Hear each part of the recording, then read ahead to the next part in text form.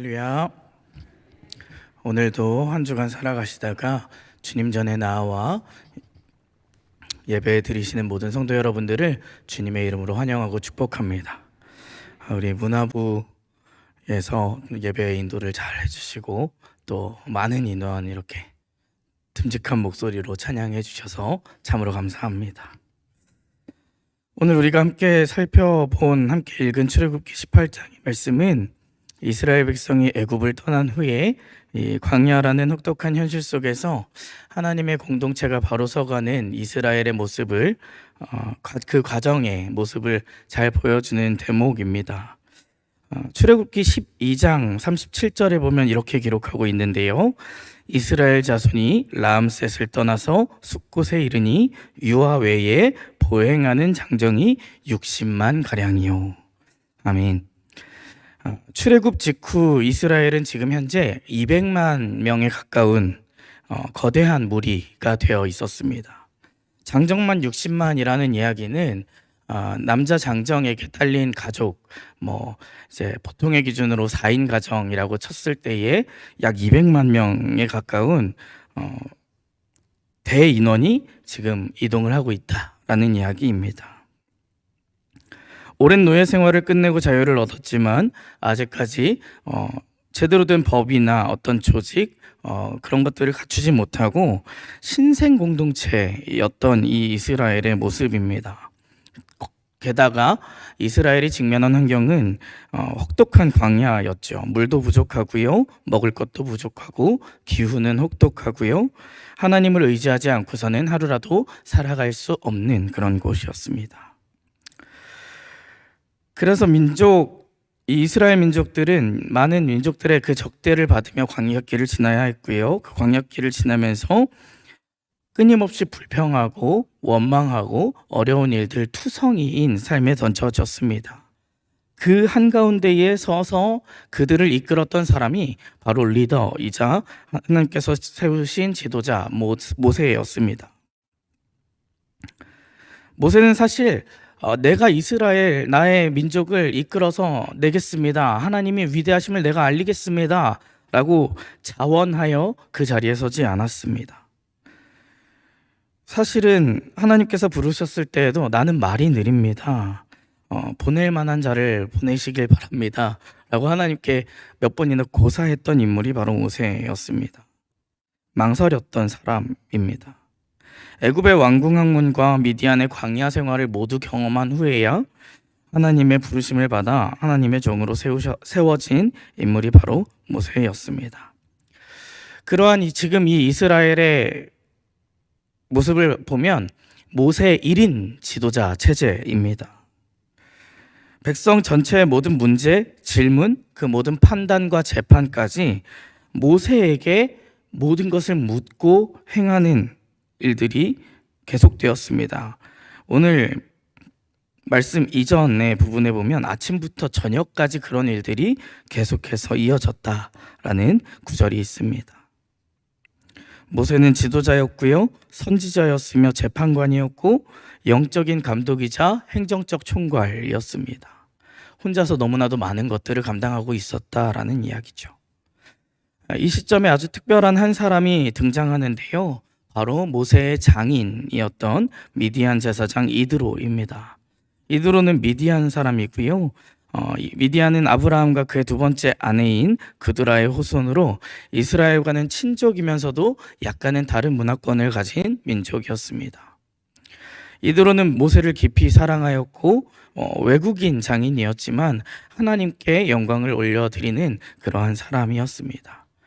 이드로는 모세가 광야에서 그런 과중한 것들로 본인에게 과분한 업무와 책임들로 지쳐 있는 모습을 보고 이렇게 이야기합니다. 오늘 저희가 18절부터 읽었는데요, 17절과 18절을 함께 보겠습니다. 이렇게 기록하는데요, 모세의 장인이 그에게 이르되 내가 하는 것이 옳지 못하도다.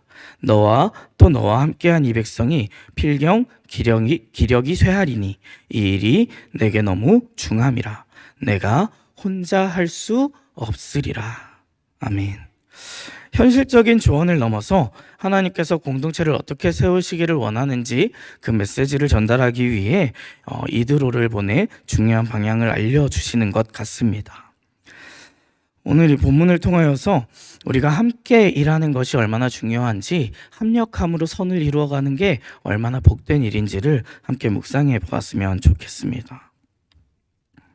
하나님의 선을 이루기 위하여서는 혼자가 아니라 함께가 필요하다라는 것을 오늘 말씀을 통해 우리는 알 수 있습니다. 이드로는 방금 저희가 읽은 말씀에 이렇게 말합니다. 이 일이 너에게 너무 중하다. 네가 혼자 할 수 없을 것이다. 여기서 홀로라는 말은 레바단이란 단어를 씁니다. 르바데카라는 단어를 쓰는데요.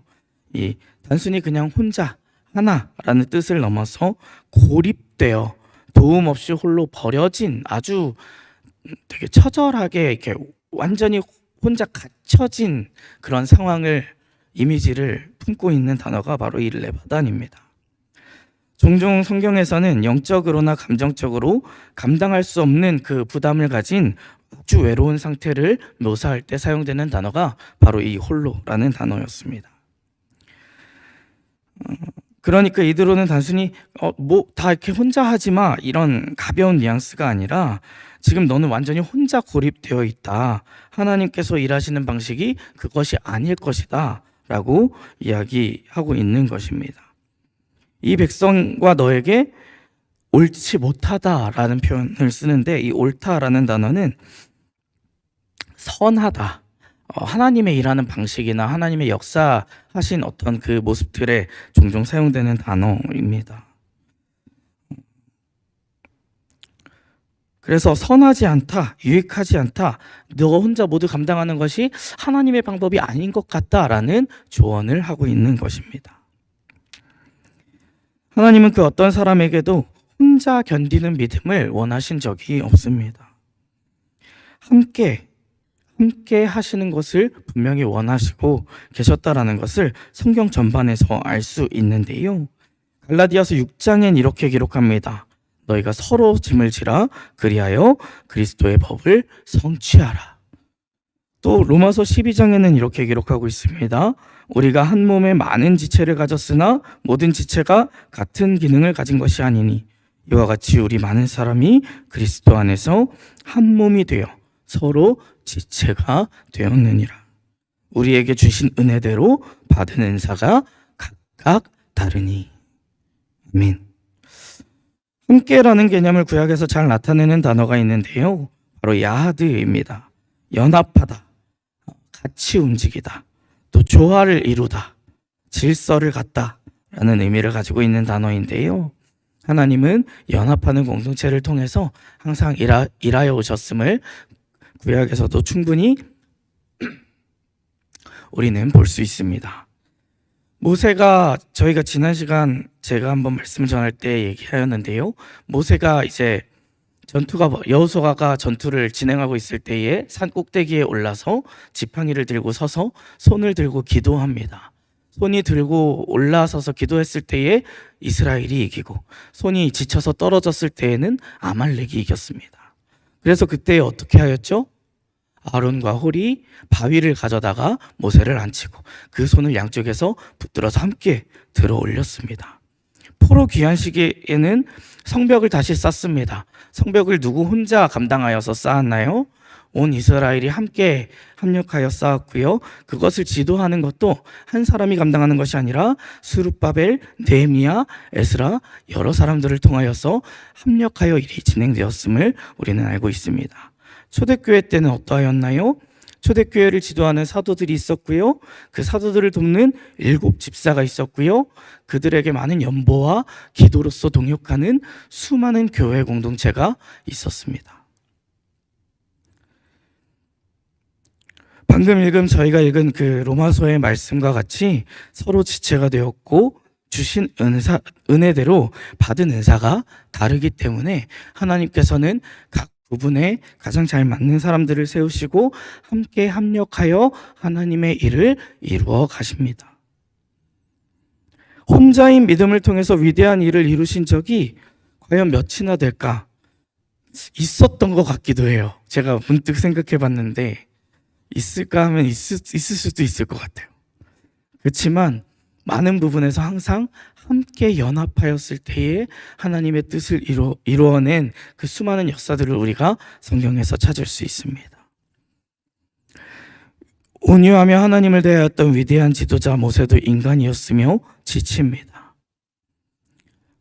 그 손을 붙들어 올렸던 아론과 홀이 있었고 함께함으로 하나님의 역사를 이루어 나갑니다. 하나님의 방법대로 일을 하라라는 조언을 오늘 이들을 통해서 분명히 전하고 있는 것입니다. 예를 들어서 제가 아동부를 맡고 있는데요. 아동부 사역을 하다 보면 환경을 이렇게 예쁘게 좀 꾸미고 특별히 또 아동부의 이제 여름 성경학교 때나 이 감리교에서 나온 교재나 이 지도자 매뉴얼을 보면 뭘 그렇게 만들라고 많이 시키거든요. 근데 저는 그 하나님께서 손에 만들기의 재능은 정말 단 1%도 주지 않으셨거든요. 저희 아내가 제가 아동부 사역을 맡을 때에 제일 먼저 한 말이 선생님들이 무언가를 열심히 만들고 있다면 절대 돕겠다고 거기에 나서지 마라. 당신이 돕는다고 나서는 순간 선생님들께는 도움이 아니라 재앙이 될 것이다. 망치지 말고 옆에서 뭐 치울 건 없을까요? 쓰레기를 치우고 가위가 더 필요한가요? 열심히 왔다 갔다 가위를 가져다 드리고 그런 걸 열심히 하고 당신은 뭔가를 자르려고 뭔가 테이프를 떼서 붙이려고 하지 마라. 저에게는 그런 재능이 없습니다. 하지만 다행히도 제가 아동부의 사역을 계속해서 이어나갈 수 있는 것은 저희 선생님들이 또 저희 아내가 그런 걸 잘해요. 그래서 제가 뭐가 필요하면 집에 가서 여보 이번에 이런 행사를 해서 이런 걸 뭘 만들어야 되는데 이거 뭐 이렇게 하라는데 잘 모르겠다. 그 얘기는 이번 주에 선생님들이 이렇게 모이니까 오라는 거예요. 하나님께서는 합력할 사람들을 붙여주십니다. 오늘 이 가르침을 이드로를 통해서 모세가 배우고 있음을 우린 보게 되고요. 이 말씀을 통하여서 오늘 우리에게 말씀하여 주십니다. 담임 목사님께서 교회를 이끌어 가십니다. 담임 목사님께서 목회를 굉장히 오래 하셨거든요. 많은 교회를 경험하셨거든요. 충분히 모든 교회 어떤 행사라도 사실은 담임 목사님이 기획하고 진행하고 혼자서 기도하시고 사회도 보시고 뭐 순서도 짜시고 다 하려면 다 하실 수 있거든요. 그럼에도 불구하고 왜 예배부가 있고 선교부가 있고 오늘 문화부가 그런 찬양제들을 주관하고 왜 그럴까요? 합력할 때에 하나님의 역사가 크게 이루어지는 일들이 너무나도 많습니다. 우리에게 맡겨진 많은 일들과 자리가 있습니다. 삶에서도 우리의 교회 사역에서도 마찬가지인데요. 그 가운데서 분명히 우리가 잘하는 것이 있고 또 못하는 것이 있습니다. 하나님께서 각자의 은사대로 부으신 은사대로 부르신 목적에 맞추어 함께함으로 합력함으로 하나님의 일을 이루어 가시는 우리 모두가 되어지기를 간절히 소망합니다. 오늘 본문 21절과 22절을 함께 읽어보겠습니다. 오늘 본문 21절과 22절입니다. 시작. 너는 또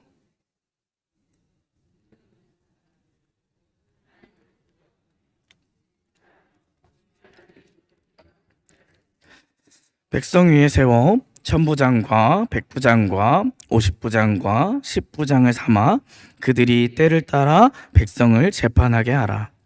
큰 일은 모두 내게 가져갈 것이요 작은 일은 모두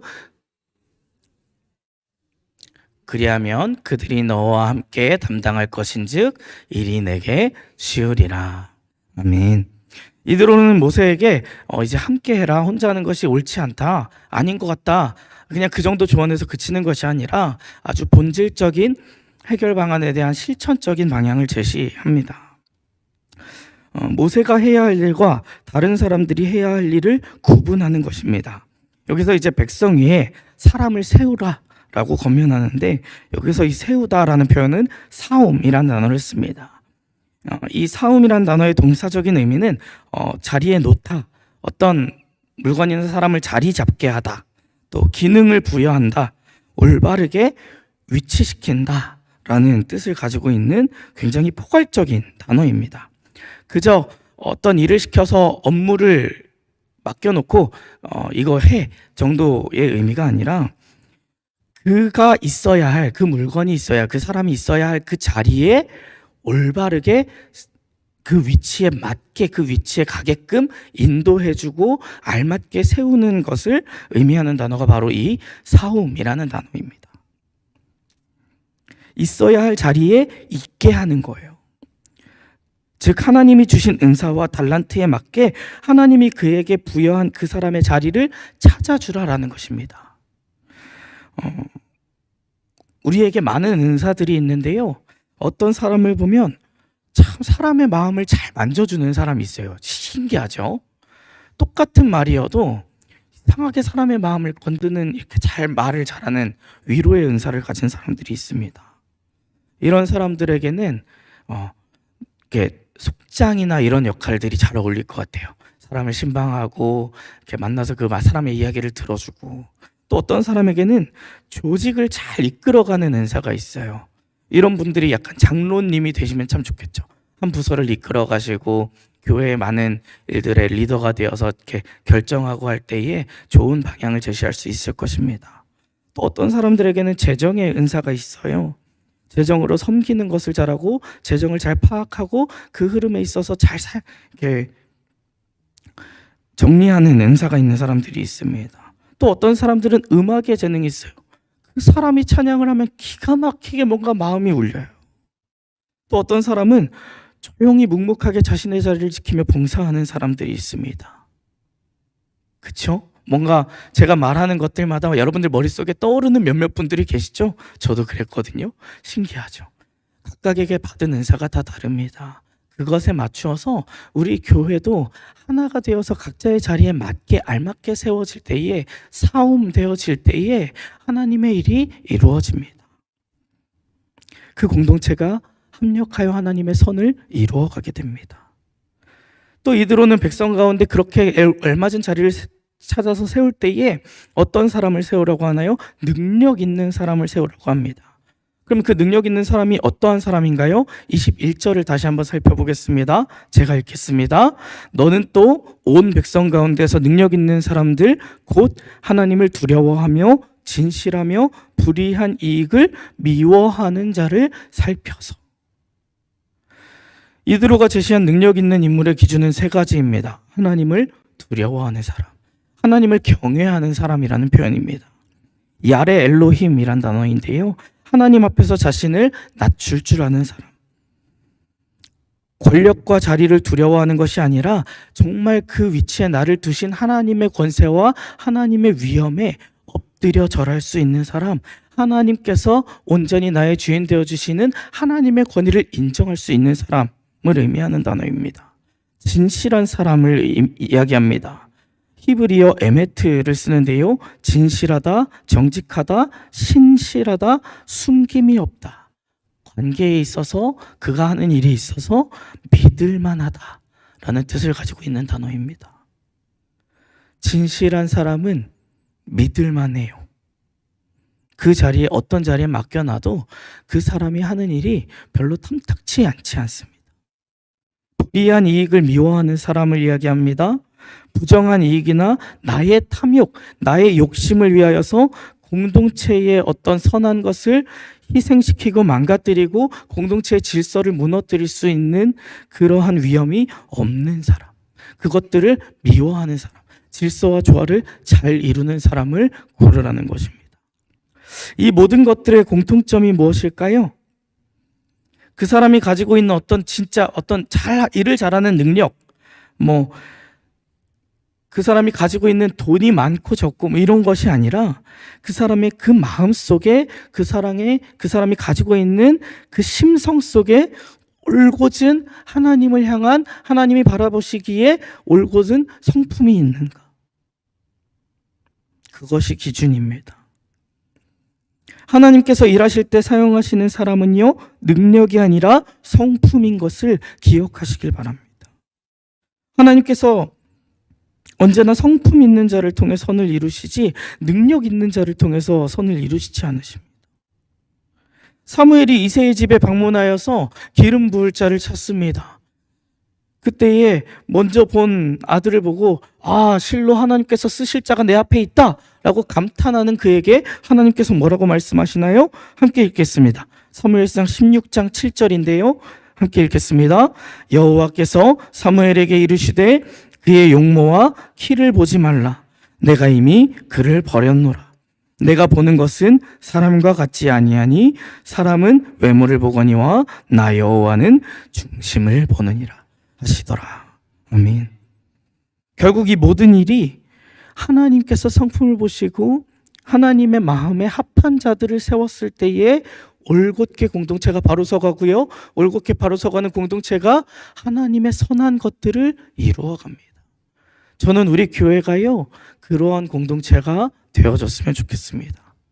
이제 26년을 준비해 가면서 또 부서가 이제 부서의 장이 바뀌어지고 부서가 새로 조직되어지게 될 것입니다. 어떤 부서에 여러분들이 또 위치하게 되고 어떠한 일들을 감당하게 되고 어떠한 사역의 자리에 여러분들이 서게 될지 모르겠지만 그 모든 자리들에 설 때에 하나님께서 여러분들을 알맞은 곳에 사움하게 되어지기를 간절히 소망합니다. 그래서 그 모든 일들이 하나님의 뜻대로 합력하여 선을 이루는 방향으로 나아가게 되면 어떠한 결과가 일어날까요? 오늘 본문 23절, 저희가 읽은 마지막 본문인데요. 제가 읽겠습니다. 내가 만일 이 일을 하고 하나님께서 내게 허락하시면 내가 이 일을 감당하고 이 모든 백성도 자기 곳으로 평안히 가리라. 아멘.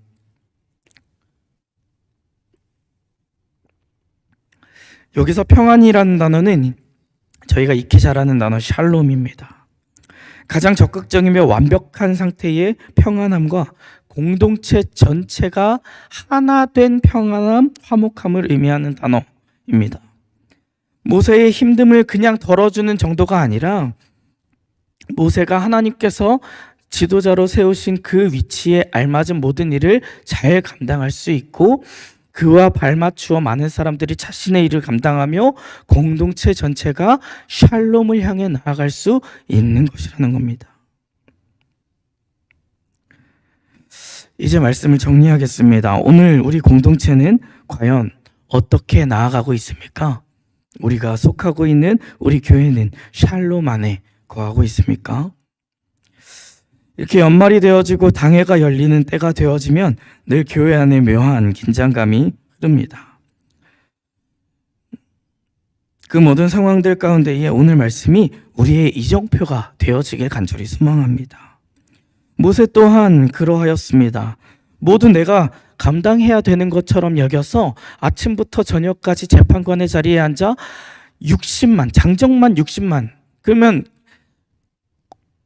다시 얘기하면 60만 가정에 있는 모든 문제, 60만 가정에 얽히고 설킨 모든 갈등들의 옳고 그름을 판단하는 일을 아침부터 저녁까지 모세가 혼자 들은 거예요. 그런 상황들도 있었죠. 또 하나님께서 부르셨을 때 모세의 모습은 어땠나요? 아까도 말씀드렸다시피 나는 그 일을 감당할 만한 사람이 아니라며 끝없이 고사하고 겸손해 보이지만 하나님께서 세우시겠다 명령하고 계시는데 거기에 대고 하나님의 명령을 전적으로 반박하는 오히려 교만한 모습까지도 가지고 있었던 모세의 모습을 바라보게 됩니다. 그런 오늘 장면을 통하여서 모세의 모습들을 통하여서 오늘 하나님께서는 우리에게 무엇을 말씀하고 계실까요? 내가 너를 사움할 것이다. 내가 너를 세울 것이다. 내가 너희 각각에게 다른 능력과 다른 은사들을 주었다. 그 역할에 맞는 자리를 내가 분명하게 예비해 두었다. 모세를 지도자로 세울 때에 모세 혼자 보내지 않으셨습니다. 아론이 있었죠. 도울 자를 붙여주실 것입니다. 합력하여 선을 이루라 분명하게 말씀하실 것입니다. 사랑하는 성도 여러분, 오늘 말씀을 통해 우리는 분명히 깨닫습니다. 하나님은 우리에게 혼자서 일하게 하지 않으셨고요. 우리 혼자 어려운 일들을 오롯이 감당하게 하지 않으셨음을 기억하시길 바랍니다.